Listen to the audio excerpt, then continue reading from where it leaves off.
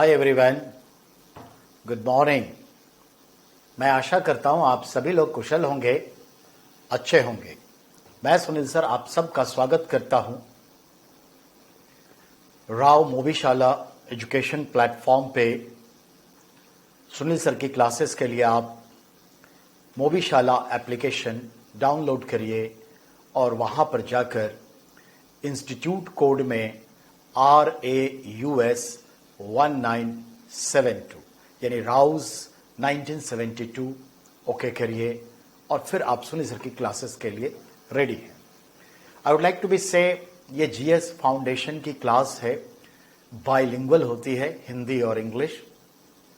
इसमें GS के social science के पार्ट यानी history, geography, polity, economy, science and technology, apart from this current affairs are special and GK static, environmental science, ये सभी पढ़ाई जाती है।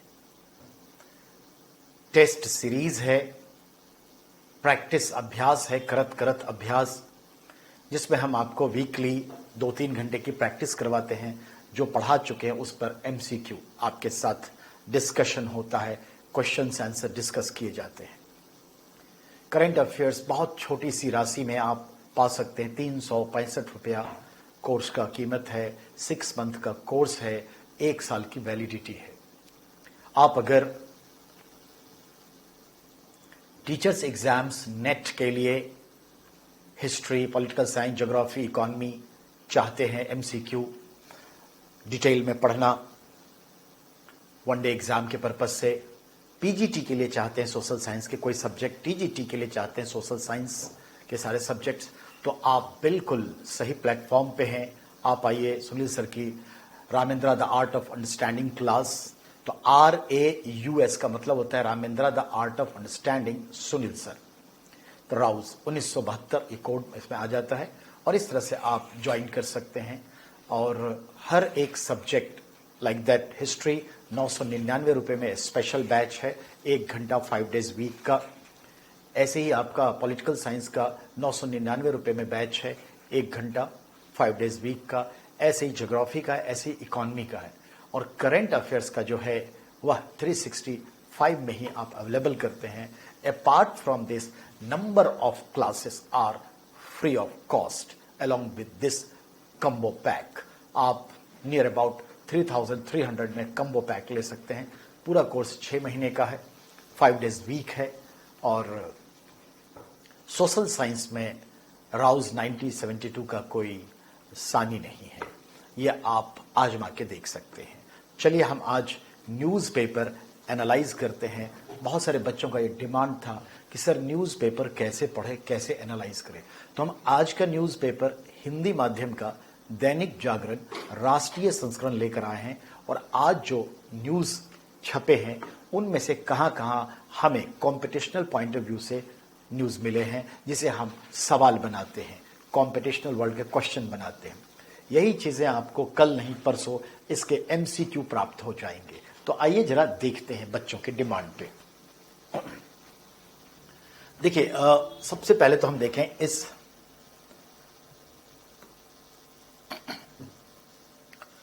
इस अखबार का नाम क्या है? दैनिक जागरण अखबार का नाम ये है। ये अखबार का कौन सा एडिशन है? तो आप देख रहे हैं ये है नेशनल, ठीक है, एडिशन, राष्ट्रीय संस्करण। आज हमने कितने न्यूज निकाले? तो इसके न्यूज हैं आज 1 न्यूज से लेकर 15 न्यूज, यानी कि कुल हमारे पास 15 ऐसे कॉलम्स मिले हैं जहां पर हमें सवाल मिले हैं। उन सवालों को हम MCQ में ढालेंगे आज रात में। कल तक वो PPT फॉर्म में आएगा और परसों हम इसको पढ़ाएंगे। आइए अब हम देखें, हमने कुछ अपनी तरफ से हमसे जुड़ने के लिए सुनील सर 9818154537 मैंने अपना WhatsApp नंबर आपको जारी किया है कि if you want to be any type of the academic consultancies you can, free counselling. But उसके लिए मुझे टाइम निकालना पड़ता है, वीकेंड में टाइम निकालना पड़ता है, या आप WhatsApp कर देंगे तो हम आपको कॉल बैक कर लेंगे, ठीक है, ताकि आपको टाइम दे सकें। बाय द वे आज 29 जून है और 29 जून का देखिए कहानी, 1893 29 जून में जन्म हुआ था प्रशांत चंद्र महालनोबिस का। ये प्रशांत चंद्र महालनोबिस कलकत्ता में पैदा हुए और याद रखें उनके जन्मदिन को लेकर हम मनाते हैं नेशनल स्टैटिस्टिक डे, यानी राष्ट्रीय सांख्यिकी दिवस। तो आज राष्ट्रीय सांख्यिकी दिवस है और किस तारीख को क्या सेलिब्रेट करते हैं इसका एक वीक का एक बार हम 1 घंटे का एक प्रोग्राम लेकर आते हैं और महीने में 4 प्रोग्राम हम आपको दे देते हैं, जिससे आपको हर दिन के इंपॉर्टेंस का पता चल जाता है। मैं आपको बताना चाहूंगा जून का इंपॉर्टेंस ऑलरेडी हमारे YouTube channel Sunil sir GS का खिलाड़ी पर भी मौजूद है और ऐप पे भी मौजूद है। अब हम 1 जुलाई को तो नहीं, हम 30 जून को ही आपके सामने में रख देंगे।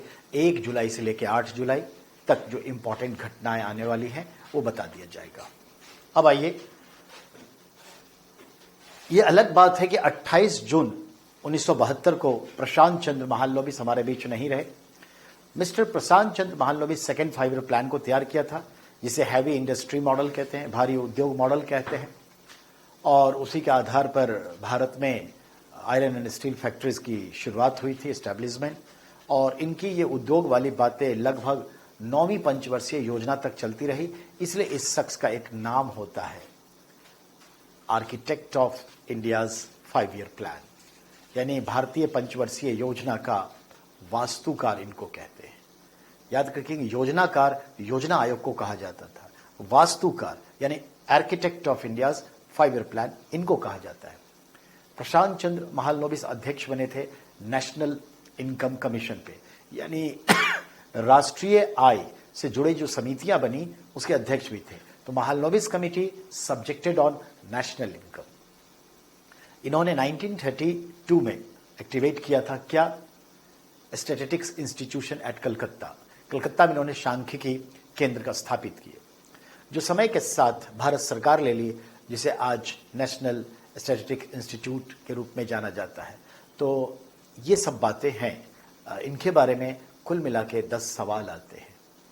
ठीक है, तो आज उनका जन्मदिन है, इस बहाने ये चीजें हम ऊपर ही लिख देते हैं। और हमने आपको लिखा for Sunil sir GS foundation class online please download Mobishala app and use institute code RAUS 1972। ठीक है, चलिए ध्यान देंगे, इसमें बहुत सारे पॉलिटिकल न्यूज हैं, क्राइम के न्यूज हैं। हमें वहां नहीं जाना, हमें जहां भी कुछ है वहां उन जगहों पे जाना है जहां हम कुछ न कुछ सवाल निकाल सकेंगे। अब आइए यहां पर देखिए, यहां पर हमें एक सवाल नजर आ रहा है। क्या नजर आ रहा है तो देखिए, व्यापक रणनीतिक साझेदारी को आगे बढ़ाएंगे भारत और यूएई। जरा गौर फरमाएंगे बेटा, आपके सामने में एक न्यूज आ रहा है, पर आप बहाने निकाल लीजिए ना समझने के लिए। बहाने क्या, तो सबसे पहले देखिए, भारत और यूएई के बीच, ठीक है, डिप्लोमैटिक रिलेशन यानी दूतावास का यानी कूटनीतिक संबंध, डिप्लोमैटिक रिलेशन के 50 ईयर्स कंप्लीट हुए हैं बेटा। एक तो ये सवाल कब से कब, क्योंकि 1971 से स्टार्ट हुआ था और 2022 चल रहा है। इस हिसाब से आप देखें तो यानी 72 कर लीजिए, हम देखें तो पूरे के पूरे कितने हो गए, लगभग पूरे हो चुके हैं 50 साल। तो ये मायने रखते हैं। एक पॉइंट ये हुआ। दूसरी पॉइंट, मोदी जी वहां कैसे पहुंच गए, तो मोदी जी एक्चुअली गए हुए थे कहां, जर्मनी। और जर्मनी में G7 के जो 7 सदस्य हैं उनकी जो शिखर बैठक थी, ठीक है, बावरिया प्रांत में, उस शिखर बैठक में गेस्ट के तौर पर बुलाए गए थे विशेष आमंत्रित सदस्य के रूप में, जैसे इंडोनेशिया के राष्ट्रपति, भारत के प्रधानमंत्री, सेनेगल के और भी देश के। तो उसमें गए थे। उसी से लौटने के क्रम में ये यूएई पहुंचे। और यूएई में पहुंचने का मकसद क्या था, तो ध्यान देंगे, यूएई के जो है मार्च में या अप्रैल में या मई में, जो भी समझ लीजिए, जो चीफ थे वो डेथ कर गए। तो उनकी जगह जो बने हैं उनसे ये मुलाकात हो रही है, तो उनके शोक संवेदना के लिए वो वहां गए। तो ध्यान देंगे, अपने आप क्लियर हुआ। यूएई कल ही बताया था, इसमें 6 कंट्री हैं मिलके यूनाइटेड, ठीक है, एमिरात्स बनती है एक यूएई। दूसरा, यूएई का कैपिटल कंबाइंड अबू धाबी है, ठीक है। अब यूएई के जो है प्रधानमंत्री गए, संयुक्त अरब अमीरात गए, और उनके जो प्रेसिडेंट हैं यूएई के प्रेसिडेंट, ठीक है, उनका नाम क्या है, शेख मोहम्मद बिन जायद अल नाहयान से मुलाकात की। ये शेख मोहम्मद बिन जायद अल नाहयान जो है वो ऑलरेडी उन 6 स्टेट में से एक स्टेट अबू धाबी के शासक हैं, जो अबू धाबी ऑलरेडी कैपिटल भी है यूएई की। बिल्कुल ऐसे ही जैसे वज्जी संघ में 8 राज्य थे प्राचीन भारतीय काल में, लिच्छवी गणराज्य, और 8 में एक था वैशाली, और वैशाली ही कैपिटल हुआ करती थी। ऐसे इसको आपको समझना है, तो ये चीज समझ में आ गई। अब आइए, मोदी जी वहां गए तो शोक संवेदना व्यक्त करने गए थे, तो यूएई के जो इससे पहले के प्रेसिडेंट थे उनका नाम था शेख खलीफा बिन जायद अल नाहयान। उनके निधन पर व्यक्तिगत संवेदना व्यक्त की है। याद रखेंगे, सरकारी तौर पर भारत की तरफ से इन्होंने तो अपनी शोक संवेदनाएं व्यक्त कर दी थी, और एक दिन का भारत में राजकीय शोक मनाया गया था। अब ये व्यक्तिगत रूप से संवेदना व्यक्त करके आए हैं, पर्सनल विजिट है, सरकारी विजिट नहीं, ऐसे समझिए। अब आइए, यहां तो आपने देखा, अब अगले पॉइंट पर क्या यहां पे देखेंगे। देखिए यहां पर अगले पॉइंट पर क्या नजर आएगा। देखिए यहां पे पूरा न्यूज आ गया कवर। अब यहां पे पूरे न्यूज में से वो न्यूज को निकाल लें जरा।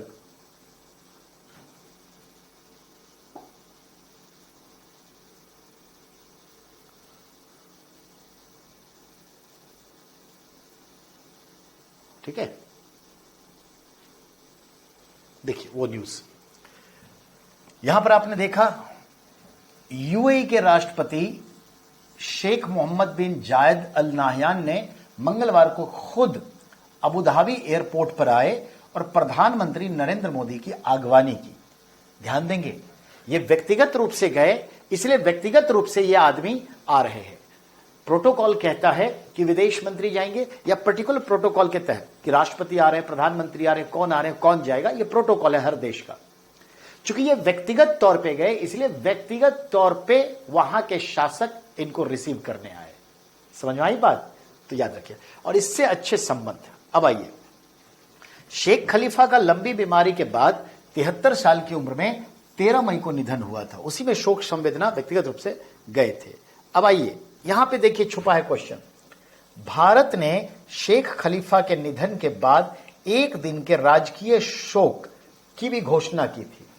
यानी इनमें से हमारे वह कौन से मित्र देश हैं जिनके राष्ट्रपति के मृत्यु होने पर भारत सरकार ने एक दिन का राजकीय शोक का ऐलान किया था? कौन? समझ आया? तो यूएई से। यह हमारा रिश्ता है। अभी बताएंगे तो यूएई पे हम 20 मिनट बोलेंगे, सारे क्वेश्चंस, जरूरत नहीं है, चीजों को समझिए। हर दिन कुछ न कुछ छपता है, और इस तरह से देखा जाए तो आपको हर चीजें याद आती रहेंगी। देखा आपने उस न्यूज से कैसे 3-4 सवाल निकाले गए। अब आइए, नेताजी की प्रतिमा लगाने का काम तेज। ठीक है, अब नेताजी की इस प्रतिमा के लगाने का काम तेज हो गया, तो हमें समझना चाहिए क्या मतलब है। देखिए, जितना अंडरलाइन है उस पर ध्यान दीजिए बेटा।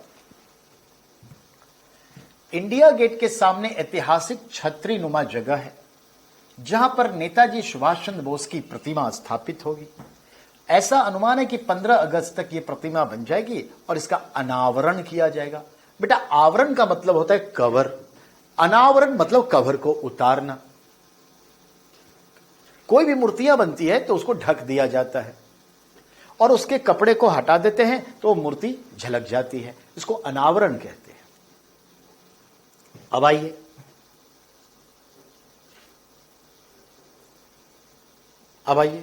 प्रधानमंत्री नरेंद्र मोदी ने 23 जनवरी को नेताजी सुभाष चंद्र बोस की होलोग्राम वाली प्रतिमा यहां स्थापित की थी। कब? 23 जनवरी को। क्यों भाई? क्योंकि यह उनका जन्मदिन था। ठीक है, अब देखिए, यहां पर जो प्रतिमा लगेगी सुभाष चंद्र बोस की, यह प्रतिमा 6 फीट चौड़ी होगी और 30 फीट ऊंची होगी। जिसे बनाएगा कौन, याद रखिएगा, अरुण योगीराज। अरुण योगीराज बहुत बड़े मूर्तिकार हैं। ये जो केदारनाथ में शंकराचार्य की स्टैचू 12 फीट की बनी है, इन्होंने ही तराशा है। और याद रहे, ये तेलंगाना के हैं, ठीक है, तेलंगाना के नहीं मतलब हैं। अब तेलंगाना से ग्रेनाइट पत्थर आया है, तो सुभाष चंद्र बोस की जो स्टैचू लग रही है वो किस पत्थर की है, ग्रेनाइट की। ये ग्रेनाइट कहां से आया है, तेलंगाना से। ठीक है, ये तो हम समझ गए। अब अगला सवाल, जरा गौर फरमाने की चीज है जो मैं बात करने जा रहा हूं। अब यहां आइए, ठीक है, गौर फरमाइए। ये जो जगह है ना, पहले यहां पर ब्रिटिश राजा जॉर्ज पंचम की प्रतिमा थी। किंग जॉर्ज पंचम की प्रतिमा वहां से 1968 में हटा दी गई और बाद में इसे एक कोरोनेशन पार्क में स्थापित किया गया। और इस पार्क में ब्रिटिश राज की अन्य मूर्तियां भी स्थापित की गई है। और यह कोरोनेशन पार्क किनका देन है, सरदार मनमोहन सिंह का, एसएमएस का, एज ए प्राइम मिनिस्टर उन्होंने बनाया। ये है कहां पे बेटा, तो याद रखिएगा, ये मुखर्जी नगर के पास, ठीक है, नथुपुरा जगह है, वहां पर है। निरंकारी बाबा का जो आश्रम है उसके पास है। वहां पर इन अंग्रेजों की मूर्तियों को कोरोनेशन पार्क के रूप में एस्टैब्लिश कर दिया गया और इस जगह पे हमारे नेताजी के स्टैचू लगेगी। बहुत अच्छी बात है ये। तो कुल मिलाकर के सवाल क्या बना, नेताजी की एक भव्य प्रतिमा जो ग्रेनाइट से बनी है, जिसे अरुण योगीराज मूर्तिकार ने गढ़ा है, जो 30 फीट ऊंची और 6 फीट चौड़ी प्रतिमा है, यह कहां स्थापित हुई है, तो हम कहेंगे इंडिया गेट, नई दिल्ली। ऐसे बात होगी। अब सवाल है, इस स्थान पर पहले किसकी मूर्ति हुआ करती, जॉर्ज पंचम की। कब तक, 1968 तक, आजादी के 21 साल तक। सोचनीय बात है। आइए, अब आपको यह भी पता चला कि कोरोनेशन पार्क कहां है, दिल्ली में है, निरंकारी के पास। देखिए बेटा, एक बड़ा सा ये कॉलम है और ये कॉलम आज छपा है। मैं आपको बता दूं, मिस्टर राजीव सचान जो है स्कॉलर हैं और बहुत ही गंभीर विषयों पर ये अक्सर अपनी बात करते हैं, अपने जो है लेखनी निखारते हैं। बहुत ही बड़े विद्वान जर्नलिस्ट हैं। इन्होंने ये जो लेख लिखा है उसके पीछे समझिए। मिस्टर माधवन जो हमारे एक फिल्म एक्टर हैं, एक गोल्फर भी हैं आज, और उन्होंने अपने बेटे को एक्टिंग में नहीं उतारा, का स्पोर्ट्स पर्सन बनेगा और वो स्विमर बन रहे हैं और दुबई में, यूरोप में, अमेरिका में रहकर तैयारी कर रहा है उनका बेटा। अभी एक मेडल जीत के आया है, तो उनका बेटा स्पोर्ट्स पर्सन बनेगा, तय है। माधवन ने फिल्म डायरेक्शन में आ गए, केरला से बिलोंग करते हैं, बिहार में कई साल रहे। शी हॉक पहली सीरियल में वो आए थे, टीवी सीरियल में, और आज जाने माने चेहरे हैं। माधवन जो है उन्होंने एक पिक्चर बनाई है और इन्हीं पर बनाई है, ये है नंबी। तो नंबी के ऊपर ये पिक्चर बनाई है और याद रहे ये कौन है और पिक्चर का क्या नाम है, अब समझ जाइए, ज्यादा नहीं जाना। अभी देखिए, एक्चुअली तीस्ता सीतलवाड़ और आरबी श्री कुमार जो एक आईपीएस ऑफिसर, इन दोनों को अरेस्ट किया गया, जो मोदी पर झूठे मुकदमे वगैरह गढ़ रहे थे गुजरात दंगों को लेकर के, after instructions of supreme court. अब आइए, तो अब देखना है कि ये एक बहुत बड़े साइंटिस्ट हुए, नंबी नारायण, इसरो के साइंटिस्ट, और इन पर आरोप लगा दिया गया कि ये जो हैं एक मालदीव की लड़की के चक्कर में ये इसरो में जो क्रायोजेनिक इंजन डेवलप हो रहा है उसकी तकनीकी जो है बेच रहे हैं, और इन्हें अरेस्ट कर लिया गया, खूब प्रताड़ित किया गया, केसेस चले, सीबीआई हुआ, सब कुछ क्लीन चिट मिलता चला गया, लेकिन इनके वक्त नहीं आए। ये 22 साल तक ह्यूमन मेड डिजास्टर में फंसे रहे। ये इसरो के चीफ बन के रिटायर होते, सब खत्म हो गया, मुआवजा नहीं दिया, केरल सरकार ने इनके साथ दगा किया, और अरेस्ट करने वाला कोई और नहीं, यही एसपी साहब थे आरवी श्री कुमार, जिसे अरेस्ट किया गया है तीस्ता सीतलवाड़ के साथ। तो आप जब ये लेख पढ़ते हैं तो अंडरस्टैंडिंग आती है, रियल पोजीशन समझ में आता है। तो ये जो पिक्चर है जनाब इन्हीं पे बना है, ये भी आपको समझना पड़ेगा। ठीक है, तो ये जो पिक्चर है ये अपने आप में अब हो गया। तो ध्यान, सारा है स्टोरी है, हम पेपर आपको शेयर करते हैं, आप इसको पढ़िए और इन शख्स के बारे में समझिए। ठीक है, केरल सरकार ये वो वगैरह छोड़िए। अब देखिए, नंबी के साथ जो अन्याय हुआ उसे मोदी सरकार ने समझा और 2019 में पद्म भूषण, तो पद्म भूषण भी हमने इनको दिया, मिस्टर नंबी को, साइंटिस्ट को। अब उनके जीवन पर एक film rocketry the Nambi effect, ये हमारे आर माधवन ने पिक्चर बनाई है, जिसे आईफा जो पिक्चर हुई थी अभी यूएई में, ठीक है, वहां पर इन्हें अवार्ड भी मिला है इस पिक्चर को। तो कुल मिलाकर के इतनी सारी बातें, और ये इनका नाम कब उछला, इसरो जासूसी कांड में ये नाम उछला। हम लोग उस टाइम में थे और इस चीज को समझ रहे थे। ठीक है ना, आइए, इन पर बड़े आरोप लगे थे। अब जो अगला है छोटा सा,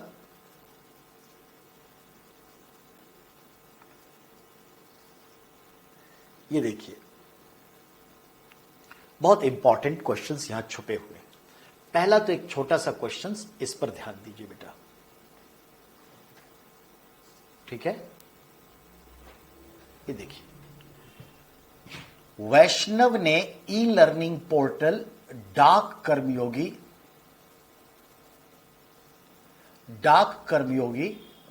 लॉन्च किया। अब आइए, कौन है जनाब ये हमारे वैष्णव? तो दूर संचार मंत्री है अश्वनी वैष्णव। ये कौन है? टेलीकॉम मिनिस्टर, टेलीकम्युनिकेशन मिनिस्टर है।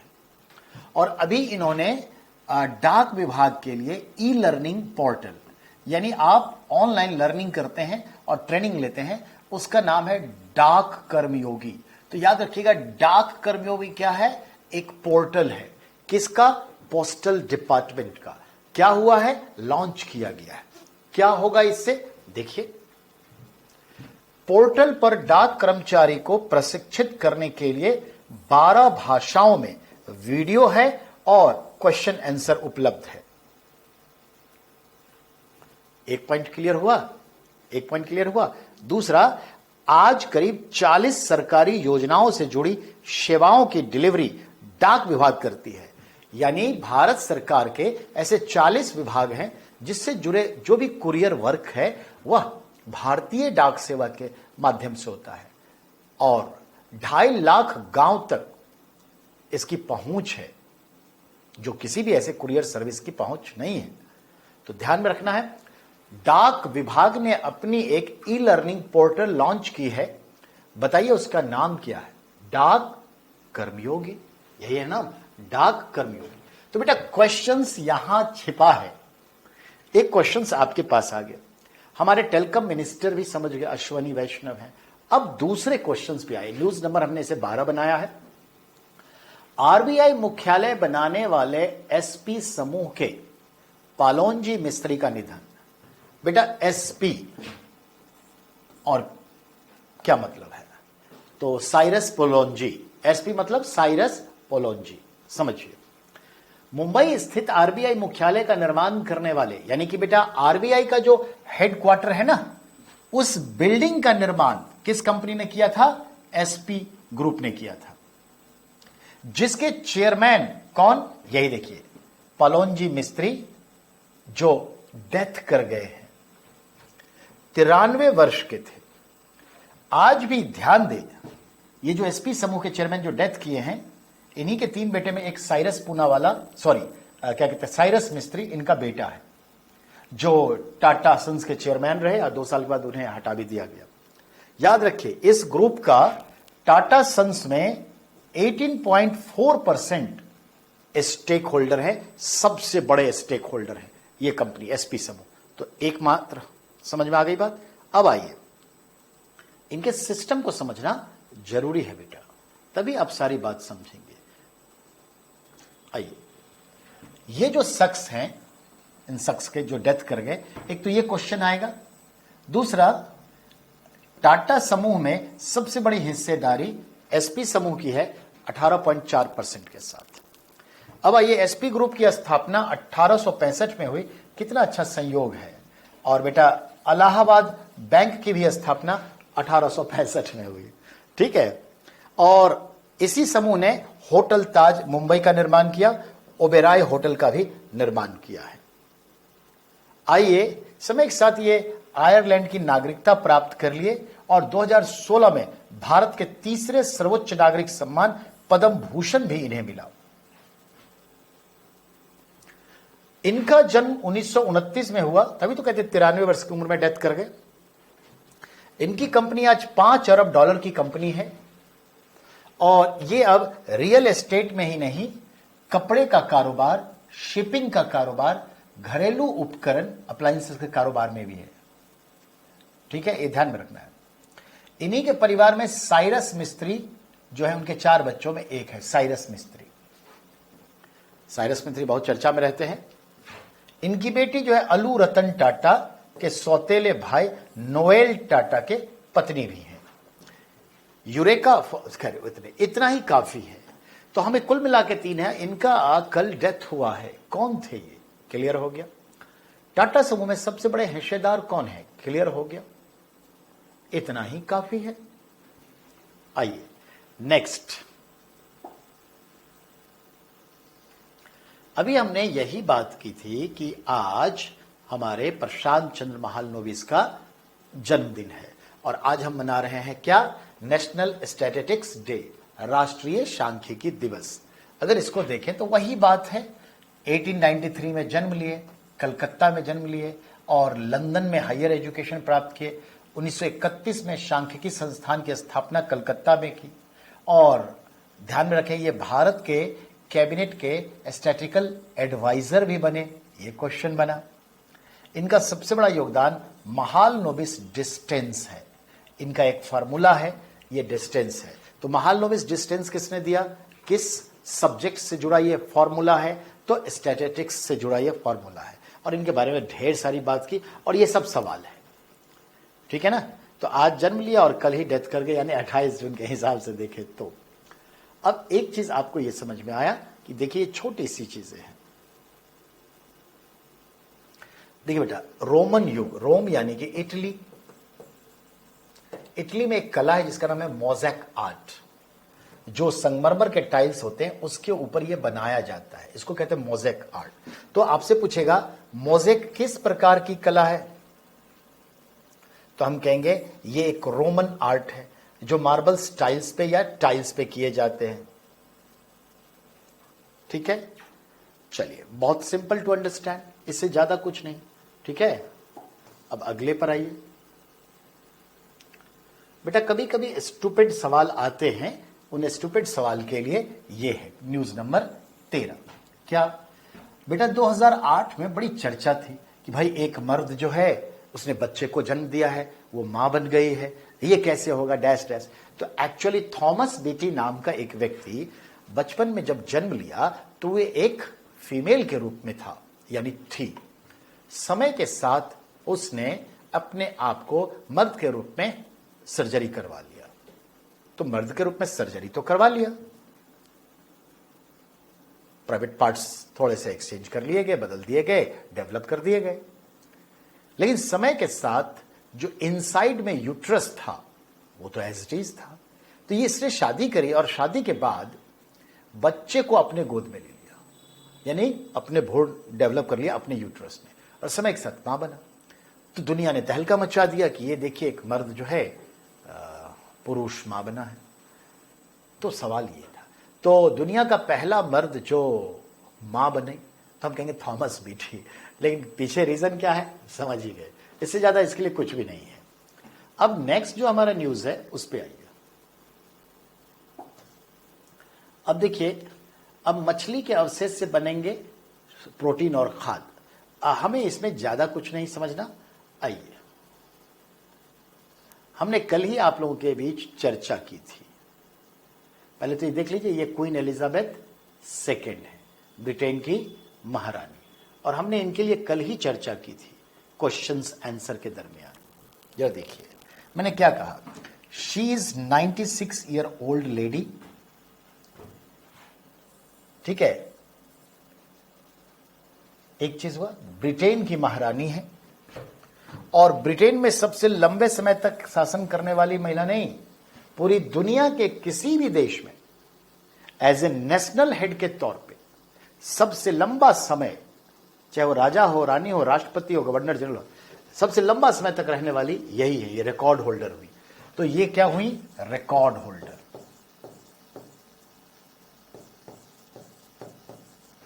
She is record holder. क्या?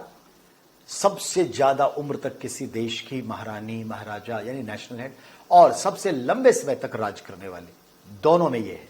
ये मैंने बताया था 2015 में ही 68 ईयर्स को आगे बढ़ गई, तो आज ये 72-73 वर्षों से शासन कर रहे। बात कितने हो गए? 68, 74-75 वर्षों से, तो मायने रखता है। प्लैटिनम जुबली बनाई गई है, यानी इसके 75 वर्ष से लगातार रानी है। ठीक है, अब ये डेथ करेंगी तो इनका बेटा प्रिंस बनेगा।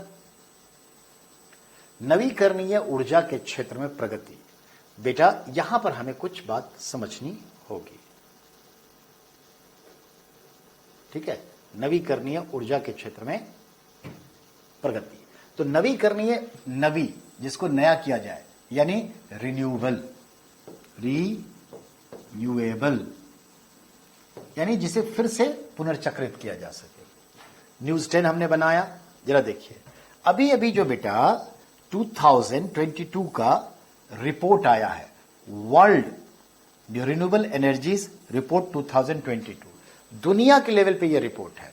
उसमें देखिए क्या कहा गया है। ये क्वेश्चन है, भारत 2021 में नवीकरणीय ऊर्जा के विकास के मामले में चीन और रशिया के बाद तीसरे नंबर का स्थान है, जबकि 2020 में इसे चौथा स्थान प्राप्त था, पर आज इसका स्थान क्या है? तीसरा है। यानी overall renewable energy production sources को देखें तो नंबर 1 पे चाइना, नंबर 2 पे रशिया और नंबर 3 पे इंडिया है। इसका मतलब नॉर्थ से साउथ के संदर्भ में देखें तो ये 3 देशों को देखते हैं। तीनों देश लगभग एशिया के ही तो हैं। रशिया का भी 70% भाग एशिया में है। तो रिन्यूएबल एनर्जी में number 1 country China, number 2 Russia, number 3 ये। तो चाइना का C, रशिया का R और इंडिया का I, तो क्या हो गया? CRI, cry. तो इसको हम क्या कहेंगे? CRI, cry. नहीं, चाइना, रशिया, इंडिया ये रिन्यूएबल सोर्स में टॉप 3 कंट्री है। ये आपका क्वेश्चन बन गया। फिर दूसरा सवाल भी आपका छुपा हुआ है। क्या? तो देखिए दूसरा सवाल कहां छुपा हुआ है बेटा। देखिए दूसरा सवाल यहां छिपा है। क्या? देखिए सवाल क्या कहता है। 2015 में पेरिस में अंतर्राष्ट्रीय सौर गठबंधन का नेतृत्व करने की बात हो, या पिछले साल ग्लासगो, तो पिछले साल यानी 2001 ग्लासगो में जलवायु सम्मेलन हुआ था और उसमें हमारे मोदी जी ने कहा था कि 2070 तक हम इंडिया को शून्य कार्बन उत्सर्जन कर देंगे, जीरो इमिटिंग कार्बन कंट्री बना देंगे। तो ये अपने आप में एक क्वेश्चन है, बार बार आ चुका है। एक दूसरा, ठीक है, आगामी 8 वर्षों में भारत में पवन ऊर्जा की, सौर और पवन ऊर्जा की संयुक्त स्थापित क्षमता 51% हो जाएगी, जो भी 23% है। अर्थात भारत में फिलहाल सोलर एनर्जी और विंड एनर्जी से कुल ऊर्जा उत्पादन का कितना प्रतिशत हो रहा है? 23%। और इसे 2030 तक कितना करने की बात है? 2030 तक कितना करेंगे हम? 51% की बात है। यानी हम अगले 8 वर्षों में रिन्यूएबल रिसोर्सेस में खास करके सोलर और विंड को इतना बढ़ाएंगे कि हमारी टोटल प्रोडक्शन ऑफ इलेक्ट्रिसिटी का 50% इन 2 सोर्स से आएगा। समझ में आई बात? बेटा सवाल तो आपके सामने है, बस होता है कैसे इसको गढ़ना है, कैसे बनाना है, सवाल इसी का है। अब आइए नेक्स्ट पे बढ़े बेटा। देखिए ये निकला है हाउसिंग सोसाइटी का, पढ़ लीजिएगा, उतना हमारे लिए इंपॉर्टेंस नहीं है। अब आइए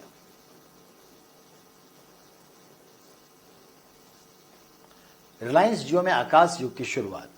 ठीक है, न्यूज है, ये न्यूज आपको कैट के एग्जाम में, मैट के एग्जाम में, बैंक पीओ के एग्जाम में आएंगे। सिंपली होगा, देखिए अभी जब रिलायंस इंडस्ट्री एक मेजर इंडस्ट्री है, भारत की सबसे बड़ी कंपनी है, मार्केट कैपिटलाइजेशन पे भी सबसे बड़ी कंपनी है, जिसके चेयरमैन मुकेश अंबानी है। ध्यान में रखने की यह बात है कि रिलायंस के अंडर कई सारे सब्सिडियरी कंपनी है, उनमें से ध्यान देंगे रिलायंस जियो क्या है, रिलायंस उनमें से एक, ठीक है, रिलायंस जियो कंपनी, ध्यान देंगे रिलायंस ग्रुप में एक रिलायंस जियो इन्फोकॉम कंपनी है जो आपके टेलीकॉम के ऊपर ध्यान देती है, मोबाइल सब पे। इसके चेयरमैन अपने पुत्र, ठीक है, आकाश अंबानी को बनाया गया है, क्योंकि इसके भी चेयरमैन थे कौन, मुकेश अंबानी। तो अब इन्होंने इस सब्सिडियरी कंपनी के चेयरमैनशिप से रिजिग्नेशन दिया और अपने न्यू जनरेशन को सामने लाए। Akash Ambani now become the chairman of Reliance Jio, ठीक है, फोनटेक कंपनी। चलिए सिंपल है, इससे ज्यादा कुछ नहीं समझना, ठीक है, इतना ही आ जाएगा बैंक पीओ वगैरह में। अब आइए, ओलंपिक पदक विजेता हॉकी खिलाड़ी वीरेंद्र सिंह का निधन। देखिए बेटा, सिख हैं, वीरेंद्र की जगह वरिंदर लिखते हैं ये लोग, कोई हर्ज नहीं है, ध्यान देंगे। 1972 के हम ओलंपिक में, जो म्यूनिक, जर्मनी का शहर है, म्यूनिक में हुआ था, हम वहां ब्रॉन्ज जीते थे। तो हमारी हॉकी, ध्यान देंगे, हमारी हॉकी टीम जो थी वह 1972 के म्यूनिक ओलंपिक में ब्रॉन्ज जीत कर आई थी, कांस्य पदक। उसी के एक खिलाड़ी हमारे वीरेंद्र सिंह, जो अब हमारे बीच नहीं रहे। यह ध्यान में रखने की चीज है, और ज्यादा नहीं, इससे ज्यादा कुछ भी नहीं। अभी अभी खिलाड़ी वीरेंद्र सिंह का निधन हुआ है, वह किस खेल से संबंधित थे, हॉकी से। बात खत्म, और कुछ नहीं। नेक्स्ट, अगले सवाल पर आइए। ये पिक्चराइजेशन आपको देखना है, देखिए। पहले न्यूज नंबर 6 जो है, इसके बारे में बात करनी है। ट्रक ड्राइवरों के लिए हर 40 किलोमीटर पर बने विश्राम कक्ष। एक्चुअली आप भी जानते हैं 40% प्लस जो माल की ढुलाई होती है, कार्गो वर्क होता है अपने देश में, वो highway, national highway, state highway के थ्रू ट्रक से होता है।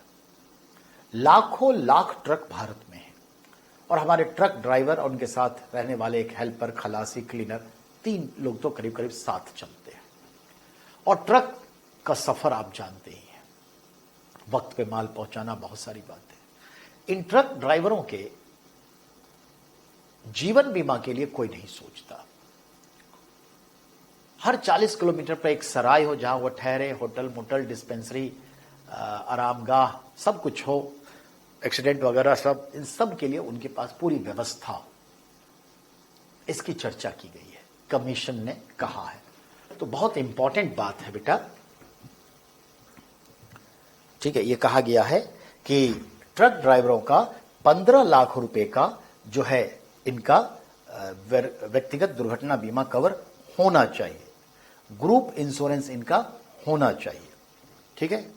ड्राइवरों की दयनीय स्थिति है, तो इन सब सिफारिशों पर काम किया जाए, ये बात हुई है। तो इससे ज्यादा नहीं है। अब सवाल यहां पे होगा,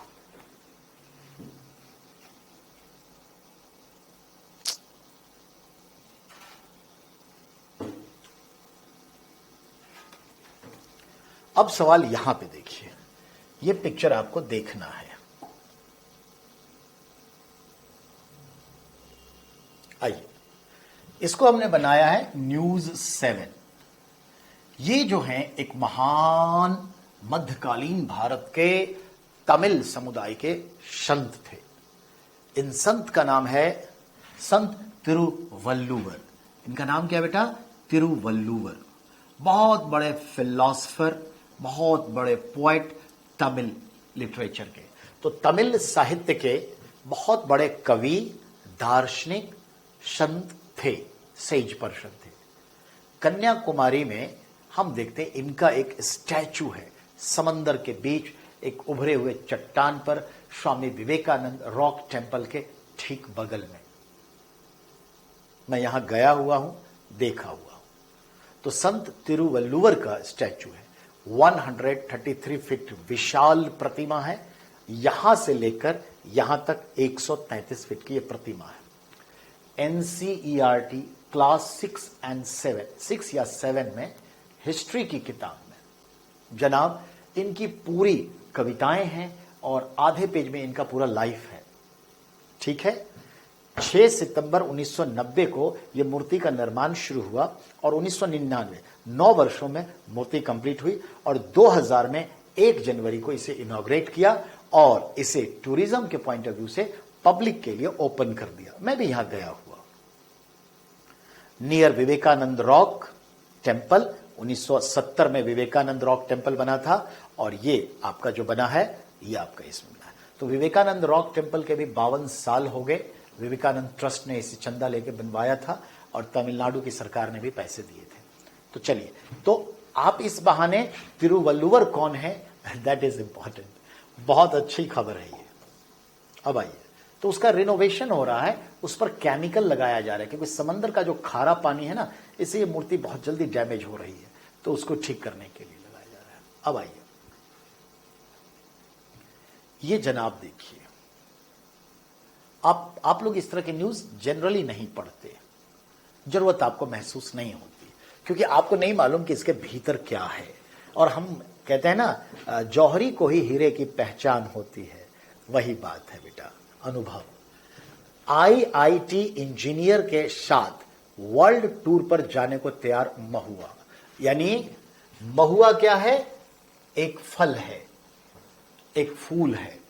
महुआ एक पेड़ है और इंडिका यानी वो देशी पेड़ है और भारत के लगभग 8-10 राज्य में पाया जाता है और मध्य भारत, उत्तर भारत में ये होता है। हमारे भी खेत खलियान में 3-4 महुआ के पेड़ हैं और महुआ के फूल से शराब बनाई जाती है, चावल बनाई जाती है और बहुत सारी चीजें बनती है। सैनिटाइजर बनाया जाता है, फ्रेगनेंस बनाया जाता है, कच्चा भी हम लोग खा लेते हैं और इसकी लकड़ी इतनी स्ट्रांग होती है। महुआ की लकड़ी का जो है फर्नीचर बहुत अच्छा होता है और बहुत सारी बातें। तो महुआ समझ में आया। अब इस महुआ के संदर्भ में बात करें। देखिए, आदिवासी लोग महुआ से बनी शराब पीते हैं। तो खिरगीज आदिवासी लोग, स्टेपिस घास के मैदान में रहने वाले खिरगीज, जौ से बनी शराब वोडका यानी वोदका जिसे कहते हैं वो पीते हैं, उनकी वो देसी शराब है। अब हम मैक्सिको के स्थानीय ग्रामीण क्षेत्रों में खास प्रकार के उत्पाद होते हैं खेत के, उसके रस से वो एक शराब बनाते हैं, टकीला। ये शब्द सिनेमा में देखे होंगे, सुने होंगे तो याद होगा, टकीला। ऐसे ही जो है स्कॉटलैंड का स्कॉच विस्की बनता है जो फेमस है। ऐसे ही हम देखते हैं शैंपेन, बहुत इंपॉर्टेंट शराब है। तो कुल मिलाकर के इनको बड़ी सोच थी इंजीनियर साहब को कि भाई इससे भी कुछ हाई स्टैंडर्ड का शराब बनाया जाए, ये देशी दारू की तरह नहीं, आदिवासियों का, इससे बढ़िया बनाया जाए और इसको ज्योग्राफिकल टैग मिल जाए। तो इसके लिए काम किया। तो जरा यहां पहले देखिए, शराब निर्माण के संदर्भ में डेसमंड नेजरथ, ये एक आईआईटी इंजीनियर हैं और ये कई सालों से भारत में रहते हैं और कई कारोबार में लगे हुए हैं। हम देखते हैं ये जो शख्स हैं, इनका ऑलरेडी आंध्र प्रदेश में डिस्टिलरी है, गोवा में बॉटलिंग प्लांट है, इसका संचालन करते हैं। और वो सोच रहे थे कि 13 राज्यों में जो महुआ मिलता है उससे एक ऐसा शराब बनाए जिसको ज्योग्राफिकल टैग बने और वर्ल्ड लेवल पे बेचा जा सके। इसी अभियान के तहत उन्होंने कई रिसर्च किया और रिसर्च लगभग 10 साल से चला और सफल हो गया। महुआ टू दी वर्ल्ड, यानी महुआ अब वर्ल्ड लेवल पर बिकेगा शराब, इसकी ये मतलब है। और ये कह रहे हैं, और बात सही है, यह दुनिया की एकमात्र ऐसी शराब है जो फूलों से बनाई जाती है, जबकि अदर शराब फल से बनाई जाती है, ये फूल से बनाई जाती है। तो फूल से बनने वाला शराब महुआ है। अब आइए, चूंकि जियो आइडेंटिफिकेशन जीआई टैग की वजह से टकीला को भारत में नहीं बना सकते, क्योंकि टकीला एक पर्टिकुलर जगह पे ही बनेगा, जो मैक्सिको के एक पर्टिकुलर क्षेत्र है, तो टकीला कहते हैं। अब आइए, राम बांस अगेवा, गन्ना आदि से अल्कोहल बनाया पर वो बात नहीं बनी, तो इसलिए अब एग्जाम्पल में देखिए, टकीला जो एक शराब है, जियोग्राफर टैग लगा है, वो मैक्सिको का है। शैंपेन जो एक शराब है, वो फ्रांस का है। और स्कॉच विस्की जो है, वो स्कॉटलैंड का है। तो इससे हमें 3 क्वेश्चन मिल गए। अगर हम ये 4 शराब को लाएं कि टकीला और उसके सामने में एक कंट्री का नाम रखें, शैंपेन कंट्री का नाम रखें और स्कॉटलैंड, और एक और कोई भी दे दें, जैसे हमने कहा वोदका, स्टैपिस घास के मैदान, तो ये 4 दे दें और मैच करने के लिए देते तो क्या करिएगा? आपको तो नहीं मालूम है, मुझे तो मालूम है। तो मैं ये 4 मैच करके आपके लिए सवाल बनाऊंगा, आप तैयार रहिए। तो बेटा देखा बात कहां चली, कहां से उठी और कहां पहुंच गई। इस बहाने हमें ये तो 3 पता चला, हमें तो मालूम था ये सब, हमें तो ये सब मालूम है, पर बेटा मैं दोबारा इसको क्यों देखता हूं? क्योंकि मुझे मालूम है ना, मुझे आईएएस नहीं करना, मेरी उम्र गई, आप लोगों की मदद करना है, तो आपके लिए पढ़ रहा हूं ना, और अपनी नॉलेज भी मेंटेन रखूंगा, तभी तो आपके लिए काम आऊंगा। तो ये चीज है, तो ये ध्यान में रखना है। अब आइए, यहां देखिए, ये हेल्थ से जुड़े खबर है। अब आइए, क्या अब 7 से 11 साल के बच्चों को लगेगी कोवैक्स वैक्सीन की इजाजत मिल गई है कि अब ये 7 से 11 साल के बच्चों को लगे, क्योंकि 12 से लेके 15 साल का लगा, 15 प्लस 18 लगा, 18 प्लस 21 लगा, 21 प्लस 45, 45 प्लस, तो सबसे पहले 45 प्लस को दिया गया, फिर कहा गया कि अब 21 से लेके 45 तक को दो, फिर कहा गया कि 18 से लेके 21 को दो, अब फिर कहा 15 से लेके 18 को दो, ठीक है। अब फिर कहा गया कि 12 से लेके 15 तक को दो, अब क्या कहा है, अब 7 से 11 साल के बच्चों को दो। तो याद रखिएगा कितना स्टेज आया, बहुत इंपॉर्टेंट है ना, जरा गौर फरमाएंगे बेटा। सबसे पहले 45 प्लस को दिया गया, उसके बाद कहा गया 21 प्लस को दो, उसके बाद कहा गया 18 प्लस को दो, फिर कहा गया 15 प्लस को दो, फिर कहा गया क्या 12 प्लस को दो, अब क्या कहा गया 7 प्लस को दो। देखा बेटा, तो 1 stage, 2 stage, 3 stage, 4 stage, 5 stage, 6 stage, total ये मेरे ख्याल से आखिरी स्टेज ही होगा। तो 6 स्टेज में हमने वैक्सीनेशंस, 6ठा स्टेज जो मैक्सिमम क्या लास्ट स्टेज ही होगा। तो दैट इज द क्वेश्चंस। तो ये स्टेज भी आपको याद रखना चाहिए, क्रम से बताइए, तो दैट इज इंपॉर्टेंट। कितने स्टेजेस हो चुके हैं कोविड के इंजेक्शन के एज के अकॉर्डिंग? तो 6 स्टेजेस हैं अकॉर्डिंग टू एज।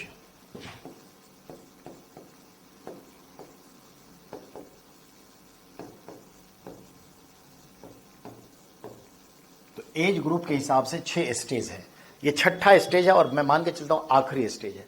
देखा बेटा कैसे सवाल निकाले जाते हैं, आप पढ़ेंगे गुमराह हो जाएंगे, हे भगवान क्या करूं, पढ़ तो लिया समझ में नहीं आया। अब जैसे देखिए, एक मैं आपको समझाने की कोशिश कर रहा हूं, नेता लोग जो है ना बड़ा कुराफाती होते हैं। किसी भी देश में सारी समस्याओं के जड़ 80% लीडर्स ही होते हैं, हकीकत है। अब देखिए शिवराज सिंह इंदौर गए, और इंदौर गए तो उसके बाद उस जगह पे गए खंडवा में नगर निगम के चुनाव के प्रचार को लेकर, और खंडवा में किशोर कुमार का जन्म स्थान है, जो हमारे गायक थे और हीरो भी थे, अशोक कुमार के भाई। और किशोर कुमार के जन्मदिन को लेकर कहा कि मैं दोबारा यहां आऊंगा, और दोबारा जब आऊंगा तो कब आऊंगा? तो इन्होंने कहा कि मैं आ जाऊंगा अगस्त में। भाई कब आओगे? देखिए वो कहते हैं अब मैं 4 अगस्त को आऊंगा और किशोर कुमार के जन्मदिन को गौरव दिवस के रूप में मनाऊंगा। यानी किशोर कुमार का जन्म 4 अगस्त को है और इसे महाराष्ट्र मध्य प्रदेश की सरकार गौरव दिवस के रूप में मनाएगी। खांडवा में उस दिन मुख्यमंत्री रहेंगे शिवराज सिंह चौहान। और इन्होंने क्या कहा कि अंग्रेजी भाषा को मैं अब हटाऊंगा, अब इस सेशन से इंजीनियरिंग की पढ़ाई हिंदी मीडियम में होगी और मैं इस मध्य प्रदेश को अंग्रेजी से मुक्त करूंगा। अपनी सारी फाइलें क्यों नहीं इंग्लिश में लिखते? आईएएस ऑफिसर को कई सारी बातें इंग्लिश में करने के लिए। जो हमारे गार्जियन है, जो नीति निर्माता है, नीति के संचालक हैं, जो सर्कुलेट करने वाले हैं, जो फैसला सुनाने वाले हैं, जो है, अगर वही हिंदी करेंगे तो अपने आप सब, हम अगर घर में हिंदी बोलेंगे तो बच्चा हिंदी सीखता है। तो जो ऑफिशियल वर्कर्स हैं, ऑफिसर्स हैं, वो हिंदी पढ़ें, लिखें, बोलें, व्यवहार में लाएं, अपने आप सब हिंदी बोलने लगेंगे। ये होगा नहीं बेटा, ठीक है ना? तो यही मैंने कहा, क्या लिखा? असंभव। ये सब चापलूसी वाली बातें हैं, इसका कहीं कुछ नहीं है। देखिए, हमारे पटना का हाई कोर्ट ने एक बड़ी अच्छी बात कही। दुष्कर्म पीड़िता की ओर से प्रतिरोध नहीं होने का अर्थ सहमति नहीं। पटना हाई कोर्ट एक केस को सुनते हुए यह कहा कि अगर रेप के समय में जो दुष्कर्म पीड़िता है, विक्टिम है, अगर वो प्रतिरोध नहीं करती, लड़ती, मैंने अपने को सेफ करने के लिए नहीं लड़ती है, तो इसका यह मतलब ना निकाला जाए कि वो सहमत थी। वो तो पति पत्नी के बीच भी सब संबंध बनते हैं, तो कभी कभी असहमति होती है और वो शांत होती है, तो इसका मतलब थोड़ा है कि वो, और इस पे रेप भी हो जाता है। विदेशों में तो इस पे पूरा रेप होता है और इसे केस के रूप में डाला जाता है। तो हाई कोर्ट ने बड़ी अच्छी बात कही, क्योंकि जब आपको यह समझ में आ जाता है कि यहां लड़ना मौत को बुलावा देना है, सबसे बड़ी चीज है जिंदा रहना। यह जरूरी है। जिंदा रहेंगे तब तो समाज के इस बेदरंग यानी बेतरतीब लोगों को सजा दिला सकते हैं। तो जिंदा रहना बहुत जरूरी है। This is the reality. तो बहुत अच्छी खबर है ये। अब ये नजीर बन जाएगा। ये बच्चों लोगों के लिए, उसके माँ बाप को पढ़ने के लिए है कि एक 15 साल का बच्चा को इतना मोबाइल की लत लग गई, अब गहरी रात हो गई, बच्चा मोबाइल में लगा है, खाना नहीं खा रहा है, बाप कहा कि लाओ मोबाइल, छीन लिया, कहा जाके खाना खाओ, बच्चा छत पे चला गया और फांसी लगाने लगा। ये सब हालात देखकर के मां घबरा गई, बेहोश हो गई, हॉस्पिटल गई, मर गई, मां चली गई। तो बेटा मोबाइल बहुत खतरनाक हो गया है। आइए, अब कैथा और जामुन के बारे में बात की गई है कि कैथा क्या होता है, जामुन क्या होता है। इन सब पे ज्यादा नहीं जाना, आपको बस इतना याद रखना है, जामुन का, ठीक है, इतना याद रखना है बेटा कि जामुन एक इंपॉर्टेंट फल है। इस ख्याल से जामुन का सिजिगियम क्यूमिनी, इसका साइंटिफिक नेम याद रखिए। इसमें ग्लूकोज बहुत होता है, फ्रैक्टोज भी होता है, और ये बेटा ब्लड शुगर को कंट्रोल करने के लिए, डायबिटीज के पेशेंट के लिए बहुत अच्छा है। इससे ज्यादा कुछ भी नहीं, ठीक है, इससे ज्यादा कुछ भी नहीं। अब आइए,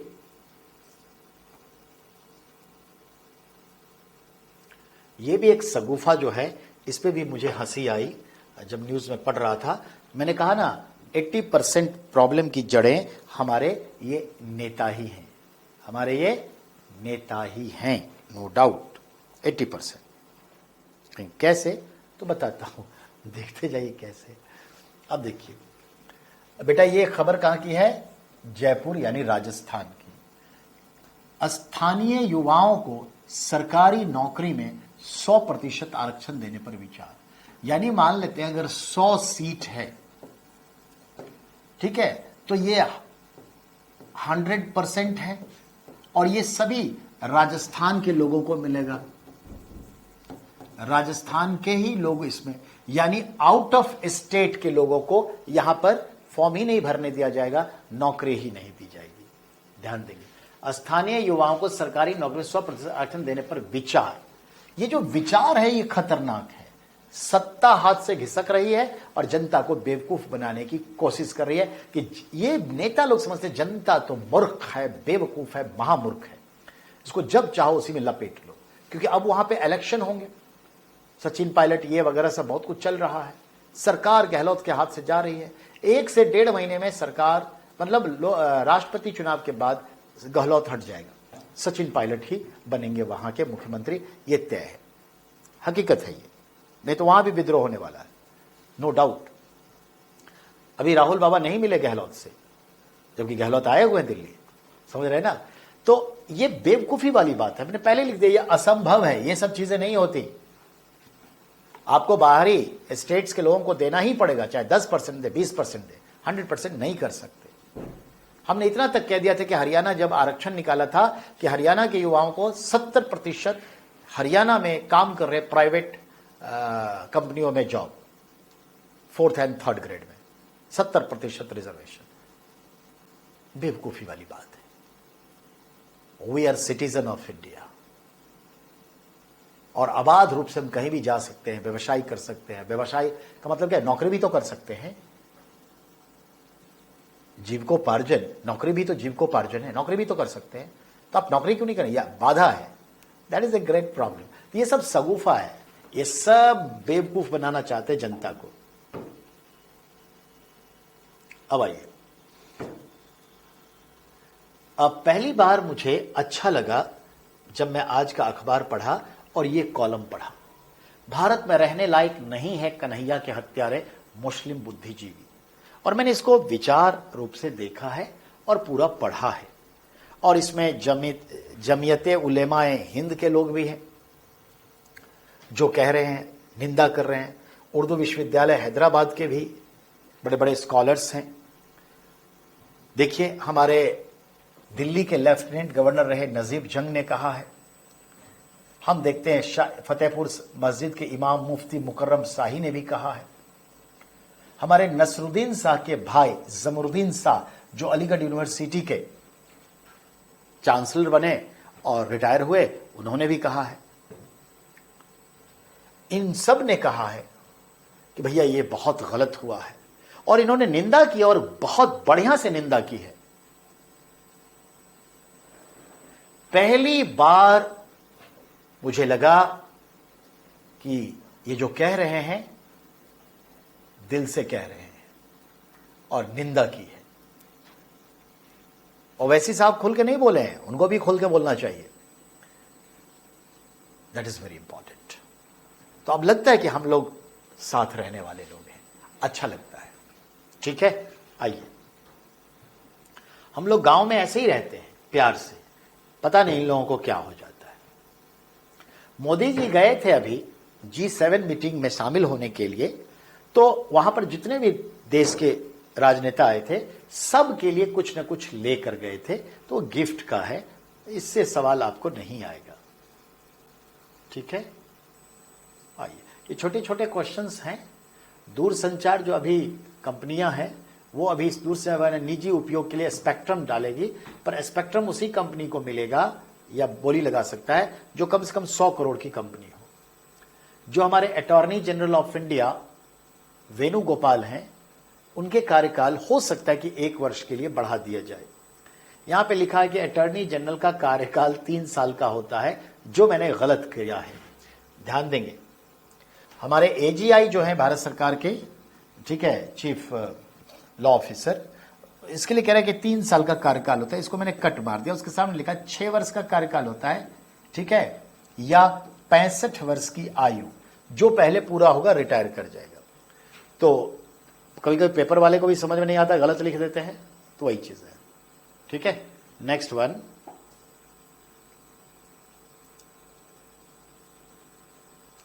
ये सवाल सीधा है। अब ये सवाल देखिए बेटा,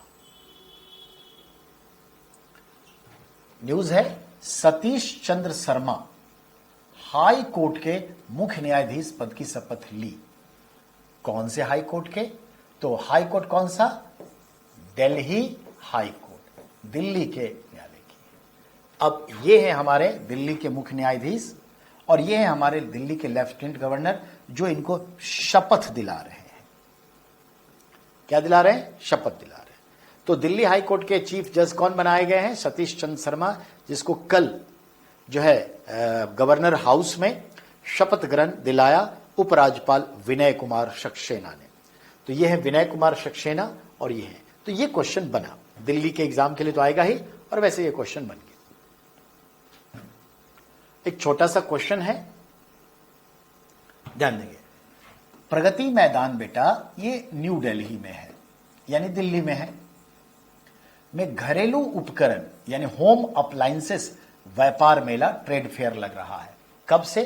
15 से, यानी 15 क्या? जुलाई से। 15, 16, 17 जुलाई 3 दिवसीय यह आयोजन है। ध्यान देंगे क्या लिखा है। भारत का सबसे बड़ा एकीकृत घरेलू सामान और घरेलू उपकरण व्यापार मेला कहा जाता है वाइब्रेंट इंडिया। तो वाइब्रेंट इंडिया 2022 15, 16, 17 जुलाई प्रगति मैदान दिल्ली में लगेगा, जो भारत में घरेलू अप्लायंसेस के सबसे बड़े मेले होते हैं। ठीक है, तो सिंपल क्वेश्चन।